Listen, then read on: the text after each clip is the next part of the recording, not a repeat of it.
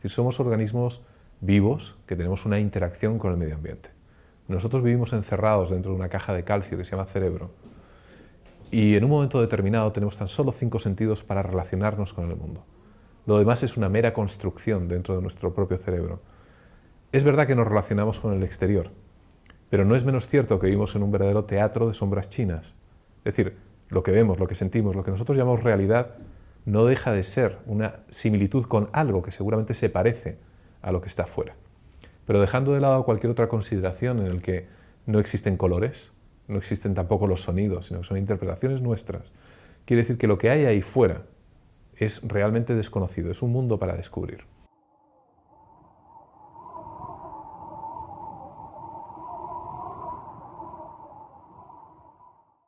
Me encantaría dar una respuesta definitiva respecto a eso. Es decir, hoy por hoy no se sabe exactamente muy bien por qué sucede. Lo cierto es que sucede. Y desde el punto de vista neurofisiológico no hay una explicación aparentemente coherente, conociendo lo que se sabe hoy al día de hoy de la neurología, como para explicar cómo es posible, por ejemplo, en algunos sitios en el que está medido además el tiempo. Relato, por ejemplo, aquellos que han intentado suicidarse del Golden Gate, en el que conocemos obviamente la distancia exacta desde el puente al agua, por tanto el recorrido dura unos pocos segundos. Y exactamente, digo eso porque es una buena medida, ¿no? En otros tipos de accidentes o enfermedades no se sabe muy bien cuándo empieza y cuándo acaba dicha recapitulación de la vida, ¿no? Ahora, en ese tipo de cuestiones no hay una explicación neurológica. ¿Por qué ocurre? La psiquiatría tampoco puede dar evidentemente una respuesta. Sin embargo, sí que existe un paralelismo, por ejemplo, con muchos tipos de culturas, incluso con las religiones, en el cual hay una especie de juicio, por así decirlo, en el que se recapitula toda la vida y de alguna manera, en algunas ocasiones, se hace un juicio por uno mismo, por un ente superior, por un ser de luz, pero parece como que siempre hay algo por encima nuestro que después de esa recapitulación, de alguna manera, emite un juicio. Y concuerda, la verdad, con prácticamente todas las religiones. Es decir, ¿será o no un fenómeno neurofisiológico? Y también habría que afinar muy bien, cuando estamos hablando de neurología, de qué neurología estamos, evidentemente, nos estamos refiriendo, ¿no?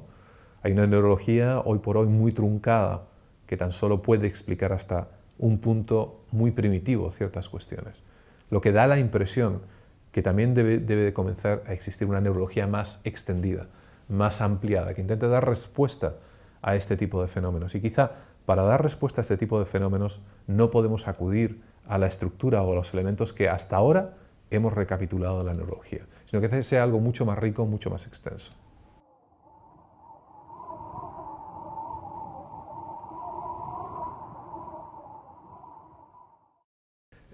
Hoy por hoy, para fortuna o quizá más aún para desgracia, no hay una prueba objetiva, empírica, en el que se pudiera decir que la consciencia no está en el cerebro.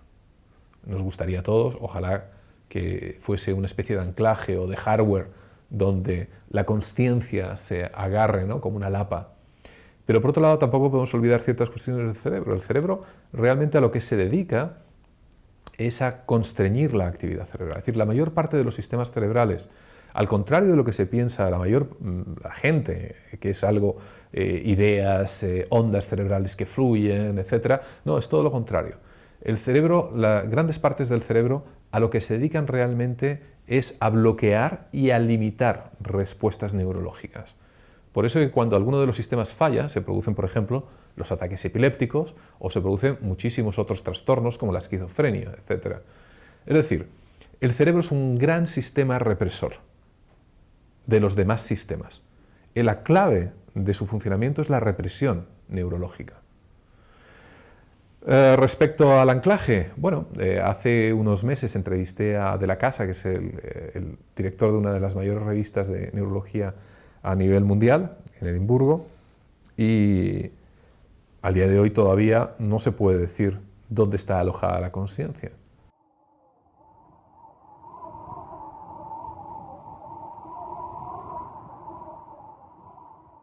Tengo por ahí un libro en el que creo que en uno de los primeros párrafos de alguno de los capítulos pongo algo así como que el yo es solamente la alucinación de mi consciencia. Es decir, sí, se da muchas veces lo de que está por hecho o dado que existe ese yo, ¿no? pero quizá el yo pudiera ser una simple alucinación, una sensación de, y no fuese mucho más allá. La verdad que es un tema complejo porque nadie sabe exactamente qué es la consciencia, qué es el yo, dónde se aloja. Más aún, muchas veces he planteado a muchos neurólogos, a psiquiatras, a sacerdotes, problemas tan sencillos como el siguiente, aparentemente tan sencillos. Si lográsemos duplicar un cerebro, pero incluso a nivel cuántico, es decir, no ya a nivel molecular, sino exacto, y obviamente ese yo reside, si partimos de una base neurológica, reside en ese primer cerebro, al duplicarlo, ¿dónde estaría el yo? ¿En el A o en el B? Porque ambos tendrían la percepción de ser el único. Pero ¿dónde estaría yo? ¿En el A o en el B?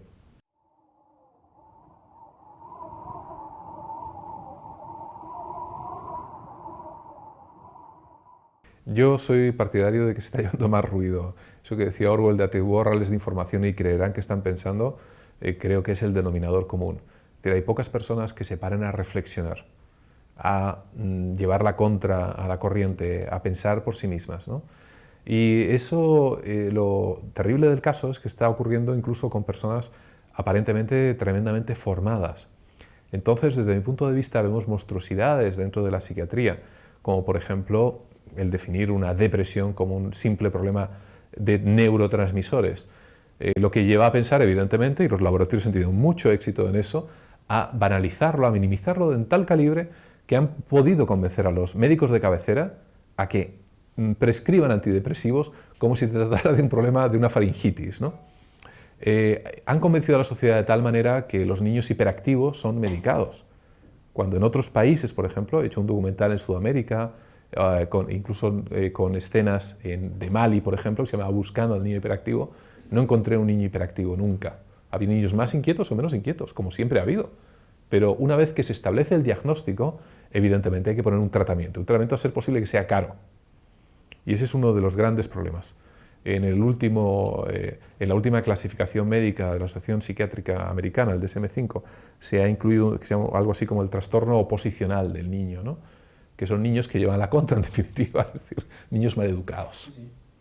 Niños maleducados que no hacen caso, que como es lógico, en un momento dado pueden ser más o menos rebeldes, pero que desde mi punto de vista en ningún caso deben ser tratados por parte de un psiquiatra, ni menos aún metido dentro de la rueda, ¿no?, de la enfermedad mental, faltaría más.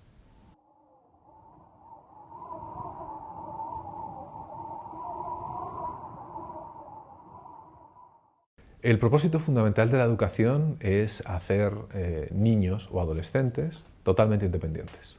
Ese es realmente el fin último, que la persona no dependa de sus padres.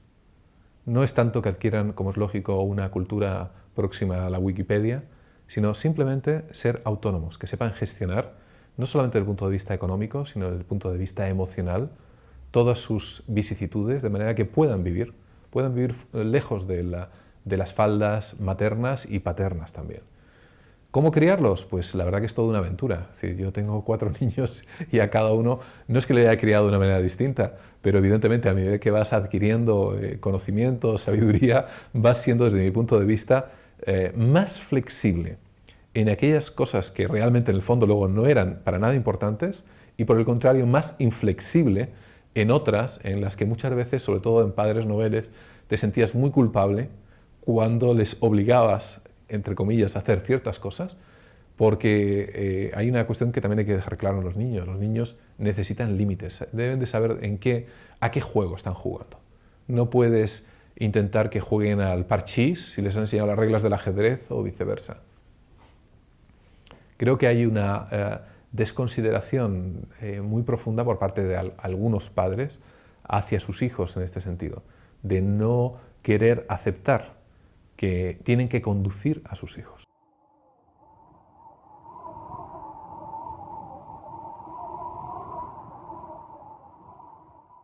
Creo que los psiquiatras no están o no estamos cumpliendo muchas veces con el propósito de nuestra profesión. Psiquiatra viene del griego de alma, médico del alma, psique, iatros. Y muchas veces nos convertimos en más bien en prescriptores de una serie de cuestiones.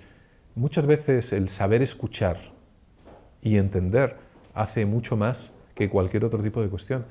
El sentirse en un momento dado acompañado, el sentirse amado, el sentirse querido, forma parte de esas carencias afectivas, el 90% de muchos de los casos que vemos. Vivimos muchas veces rodeados de personas, pero no nos sentimos queridos, no nos sentimos acompañados. No somos tremendamente egoístas muchas veces, queremos, es verdad, que nos presten mucha atención, pero no sabemos escuchar, no sabemos entregarnos, que es una de las razones además por las que hay tantos fracasos de pareja, por ejemplo, es el yo quiero, ¿no?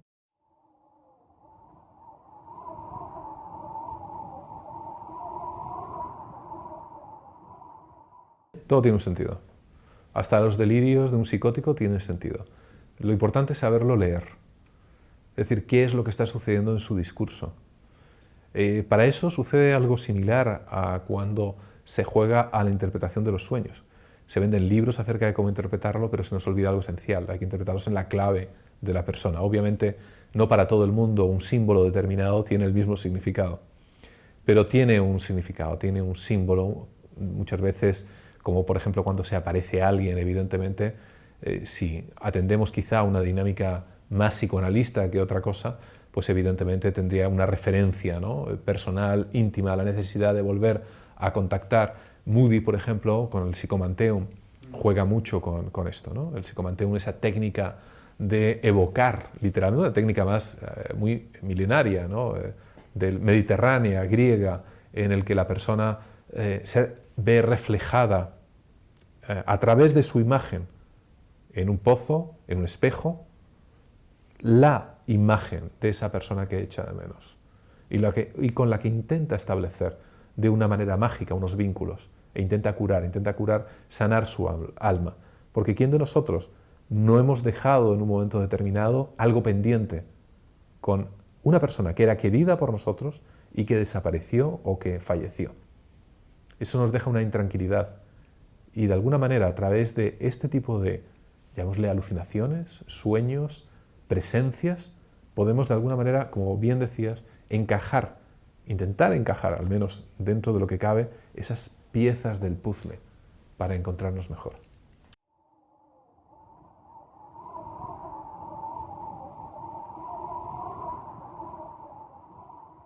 Las experiencias extracorpóreas, la verdad que es todo un mundo, ¿no? Por otro lado, también está la sensación de presencias o la sensaciones místicas. El lóbulo temporal derecho, particularmente, es el que se encarga de ese tipo de cuestiones. Pero también hay varias lecturas con ese tipo de cosas, ¿no? ¿Por qué? Podemos ir a la neurología pura y dura. Quizás su máximo representante, por ejemplo, es Gerson, el Instituto Karolinska en Estocolmo. Él es capaz de provocar experiencias extracorpóreas de una manera artificial, con unas gafas estereoscópicas, de hecho, el libro cito, unas cámaras que se ponen detrás y de alguna manera se confunden los sentidos y uno tiene la sensación de estar en otro sitio donde realmente no está. Pero imaginemos ahora, si nos salimos de esa explicación neurológica totalmente purista, otra. ¿Por qué existe ese lóbulo? ¿Por qué existe un lóbulo que nos hace tener experiencias místicas o experiencias extracorpóreas? Hay algunos autores americanos que lo han definido como la antena de Dios, por ejemplo. Es decir, hasta las pestañas tienen una función en nuestro organismo. ¿Cuál es la función de ese lóbulo? ¿Por qué tenemos que tener experiencias místicas? ¿O ese lóbulo no es que solamente sea de una manera banal el que las ocasiona, sino una especie de interfase para que nosotros podamos notarlas? Sería una tercera explicación.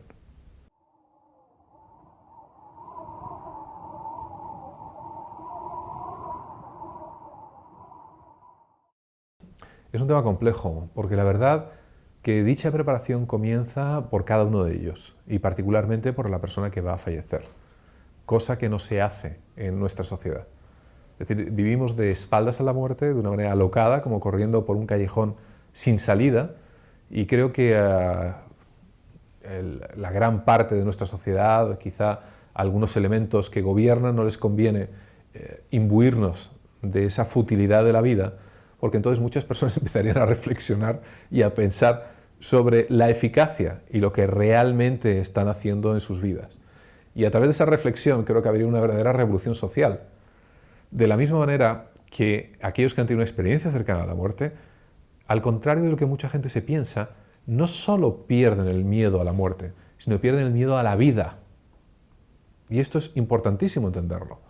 Se vuelven personas mucho menos materialistas, con las consecuencias que ello tendría en una sociedad como la nuestra. Se vuelven personas mucho más arrojadas y valientes en el sentido de enfrentarse a sus sueños e intentar cumplirlos. Se vuelven personas mucho más emocionales, es decir, cambian de plano, totalmente de plano.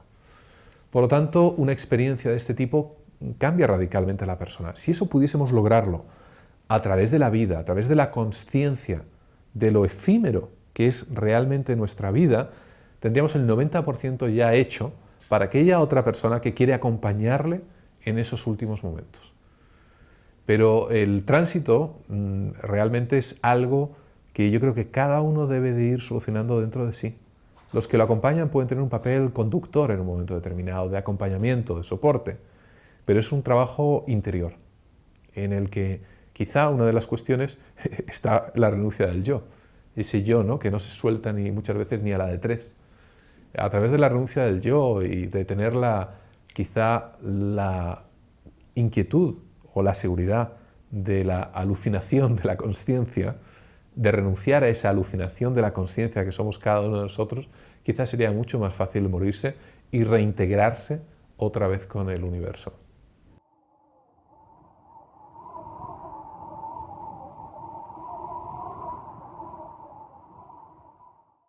Yo creo que somos unos analfabetos respecto a multitud de cuestiones que se sabían hace 1000 años, sin lugar a dudas. Pero hay algo peor que ser analfabetos, y es ser analfabetos engreídos. Es decir, además de analfabetos, creer que somos totalmente depositarios, sí, de ciencia, no es menos cierto, pero que nos quedan muchísimas cosas que hemos despreciado y quizá en ese rebuscar en los almanaques nos vamos a dar cuenta de que justamente el yogi se une al de la física cuántica. Y hay otra cuestión que también intento transmitir, y es que la ciencia es mucho más mágica de lo que podríamos imaginar.